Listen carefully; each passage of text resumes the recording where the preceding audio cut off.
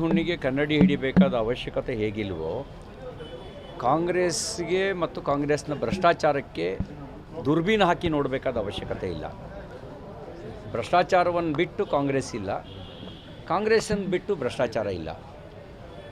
B R Patil ಏನು ಹೇಳಿದರು, ಮನೆಗೆ ಹಣ ಕೊಟ್ಟವ್ರಿಗೆ ಮನೆ ಸಿಗುತ್ತೆ ಅನ್ನೋದು, ಅದು ಅಂಗೈ ಹುಣ್ಣಿನಷ್ಟೇ ಭಾಳ ಸ್ಪಷ್ಟವಾಗಿರೋ ಸಂಗತಿ. ಮುಖ್ಯಮಂತ್ರಿಗಳು, ಉಪಮುಖ್ಯಮಂತ್ರಿಗಳು ಬಿ ಆರ್ ಪಾಟೀಲ್ರನ್ನು ಕರೆದು ಮಾತಾಡೋದಲ್ಲ, ಇದು ಖಾಸಗಿ ವಿಷಯ ಅಲ್ಲ. ಇದು ನೀವು ಹಾಲಿ ನ್ಯಾಯಾಧೀಶರ ನೇತೃತ್ವದಲ್ಲಿ ತನಿಖೆ ಮಾಡಿಸಿ. ಅದಕ್ಕೆ ಮುಂಚೆ ಜಮೀರ್ ಅಹ್ಮದ್ ಅವರು ರಾಜೀನಾಮೆ ಪಡೀರಿ. ಮತ್ತು ಬರೀ ಒಂದು ಇಲಾಖೆಯಲ್ಲಿ ಮಾತ್ರ ಈ ಭ್ರಷ್ಟಾಚಾರ ಅಲ್ಲ, ಎಲ್ಲ ಇಲಾಖೆಗಳಲ್ಲೂ ಭ್ರಷ್ಟಾಚಾರ ಇದೆ. ಪಂಚ ಗ್ಯಾರಂಟಿ ಕೊಟ್ಟಿದ್ದೀವಿ ಅಂಥೇಳಿ ಅದನ್ನು ಭ್ರಷ್ಟಾಚಾರಕ್ಕೆ ಲೈಸೆನ್ಸು ಅಂತ ಪರಿಗಣಿಸ್ಬಿಟ್ಟಿದ್ದಾರೆ. ನೀವು ಪ್ಲಾನ್ ಸ್ಯಾಂಕ್ಷನ್ ಮಾಡಿಸ್ಕೋಬೇಕು ಅಂದರೂ ಅಡಿಗೆ ₹100 ಬೆಂಗಳೂರಿನಲ್ಲಿ ಕೊಡಬೇಕು. ಚೇಂಜ್ ಆಫ್ ಲ್ಯಾಂಡ್ ಯೂಸಿಗೆ ಎಕರೆಗೆ 25 ಲಕ್ಷ ಫಿಕ್ಸ್ ಮಾಡಿದ್ದಾರೆ.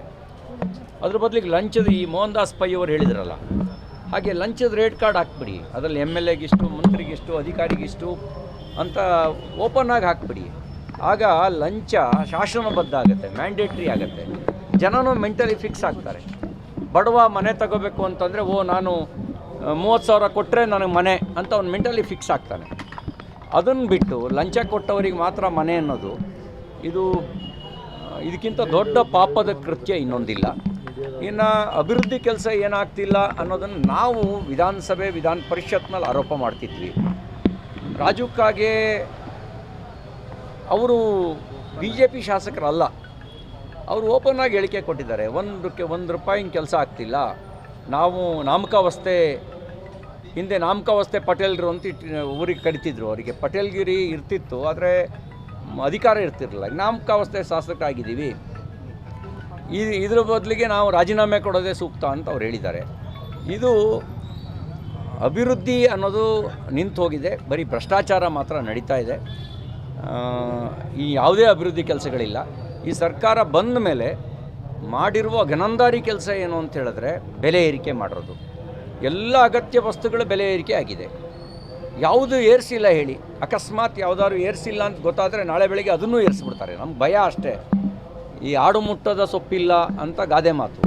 ಹಾಗೆ ಕಾಂಗ್ರೆಸ್ ಸರ್ಕಾರ ಏರಿಸದೇ ಇರ್ತಕ್ಕಂಥ ಬೆಲೆನೇ ಇಲ್ಲ, ಎಲ್ಲದರ ಬೆಲೆ ಏರಿಸಿರೋದು. CM ಅವರು ಕೊಟ್ಟಿರುವಂತ ವರ್ಕ್ ಆರ್ಡರ್ 2 ವರ್ಷ ಆದರೂ ಆಗಿಲ್ಲ ಅಂತ ರಾಜು ಕಾಗೆ ಅವರು ಹೇಳ್ತಾ ಇದ್ದಾರೆ. ಸುಮ್ಮನೆ ರೀ, ನಿಮಗೆ ಕೊಡ್ತಾ ಇರುವಂಥದ್ದು ಅನುದಾನದ ನಿಮಗೆ ಒಂದೊಂದು ವಿಧಾನಸಭಾ ಕ್ಷೇತ್ರಕ್ಕೆ ಒಟ್ಟು ₹26 ಕೋಟಿ ಈ ಸರ್ಕಾರ ಬಂದ ಮೇಲೆ 2 ವರ್ಷದಲ್ಲಿ ಕೊಟ್ಟಿದ್ದಾರೆ. ಅದು ಕೂಡ ವರ್ಕ್ ಆರ್ಡರ್ ಇಶ್ಯೂ ಆಗ್ತಿಲ್ಲ. ಅದರಲ್ಲೂ ಪರ್ಸೆಂಟೇಜ್ ಕಾಟ, ಈ ಎಲ್ಲ ಪರ್ಸೆಂಟೇಜ್ ಕಾಟದೊಳಗೆ ಆ ಕೆಲಸನೂ ಆಗ್ತಿಲ್ಲ. ಮತ್ತು ಅವರು ಇರೋ ಸತ್ಯನ ಹೇಳಿದ್ದಾರೆ. ಹಾಗಾಗಿ ಹೊಸ ಮಾತೇನು ಹೇಳಿಲ್ಲ, ಇರೋ ಸತ್ಯವನ್ನೇ ಹೇಳಿದ್ದಾರೆ.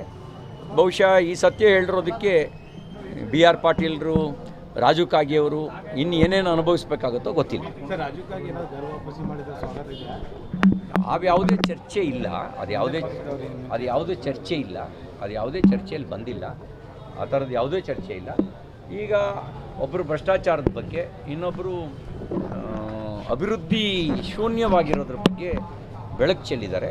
ನಾನು ಅವಲೋಕನ ಮಾಡ್ಕೊಳ್ಳಿ. ನಿಮ್ಮ ಮುಖ್ಯಮಂತ್ರಿಗಳಿಗೆ, ಕಾಂಗ್ರೆಸ್ ಸರ್ಕಾರಕ್ಕೆ ಹೇಳೋದು ಬಯಸೋದೇನು ಅಂದರೆ, ಇನ್ನೂ 3 ವರ್ಷ ಇದೆ, ಅವಲೋಕನ ಮಾಡ್ಕೊಳ್ಳಿ. ನೀವು ಬೆಲೆ ಏರಿಕೆ ಮಾಡಿ, ಭ್ರಷ್ಟಾಚಾರ ಮಾಡಿ ರಾಜ್ಯವನ್ನು ಉದ್ಧಾರ ಮಾಡೋಕ್ಕಾಗಲ್ಲ. ನೀವು ಉದ್ಧಾರ ಆಗ್ಬೋದು, ರಾಜ್ಯ ಉದ್ಧಾರ ಮಾಡೋಕ್ಕಾಗಲ್ಲ. ರಾಜ್ಯ ಹಾಳಾಗೋಗುತ್ತೆ. ಅಲ್ಲ, ಈ ಹಿಂದೆ ವಿರೋಧ ಪಕ್ಷದ ಶಾಸಕರು ಮಾತಾಡ್ತಾ ಇದ್ರು, ಈಗ ಸ್ವಪಕ್ಷದ ಶಾಸಕರೇ ಮಾತಾಡುವಂಥ ವಿರೋಧ ಪಕ್ಷದ ಶಾಸಕರು ಮಾತಾಡಿದರೆ ಪೂರ್ವಾಗ್ರಹ ಪೀಡಿತರಾಗಿ ಮಾತಾಡ್ತಿದ್ದಾರೆ, ನಮ್ಮ ಮೇಲೆ ದ್ವೇಷ ಅಂತ ಹೇಳ್ಬೋದಿತ್ತು. ಈಗ ಆಡಳಿತ ಪಕ್ಷದವ್ರು ಮಾತಾಡ್ತಿದ್ದಾರೆ ಅಂದರೆ ಮುಖ್ಯಮಂತ್ರಿಗಳು ಹಂಗೆ ಹೇಳೋಕ್ಕಾಗಲ್ಲ. ಪೂರ್ವಾಗ್ರಹ ಪೀಡಿತರಾಗಿ ಮಾತಾಡ್ತಿದ್ದಾರೆ, ನಮ್ಮ ಮೇಲೆ ದ್ವೇಷದಿಂದ ಮಾತಾಡ್ತಿದ್ದಾರೆ ಅಂತ ಹೇಳಕ್ಕೆ ಬರುತ್ತಾ? ಹೇಳಕ್ಕೆ ಬರಲ್ಲ. ನಾನೇನಾದ್ರು ಮಾತಾಡಿದರೆ ಖಂಡಿತ ಹಂಗೆ ಹೇಳೋರು ಅವರು. ಈಗ ಹಂಗೇನು ಹೇಳಕ್ಕೆ ಬರಲ್ಲ. ನಾವು ಈಗಾಗಲೇ ಚರ್ಚೆ ನಡೆಸಿದ್ದೇವೆ. ಈ ಭ್ರಷ್ಟಾಚಾರದ್ದು, ಬಡವರಿಗೆ ಮನೆ ಕೊಡೋದ್ರೊಳಗೂ ಭ್ರಷ್ಟಾಚಾರ ನಡೆಸ್ತಿರೋದ್ರ ವಿರುದ್ಧ ಗ್ರಾಮ ಪಂಚಾಯಿತಿ ಮಟ್ಟದಲ್ಲಿ 1ನೇ ಹಂತದಲ್ಲಿ, ತಾಲೂಕ್ ಪಂಚಾಯಿತಿ ಮಟ್ಟದಲ್ಲಿ 2ನೇ ಹಂತದಲ್ಲಿ, 3ನೇ ಹಂತದಲ್ಲಿ ಜಿಲ್ಲಾ ಮಟ್ಟದಲ್ಲಿ, 4ನೇ ಹಂತದಲ್ಲಿ ವಿಧಾನಸೌಧದ ಮುತ್ತಿಗೆ ಈ ಕಾರ್ಯಕ್ರಮ ನಾವು ಮಾಡ್ತೀವಿ.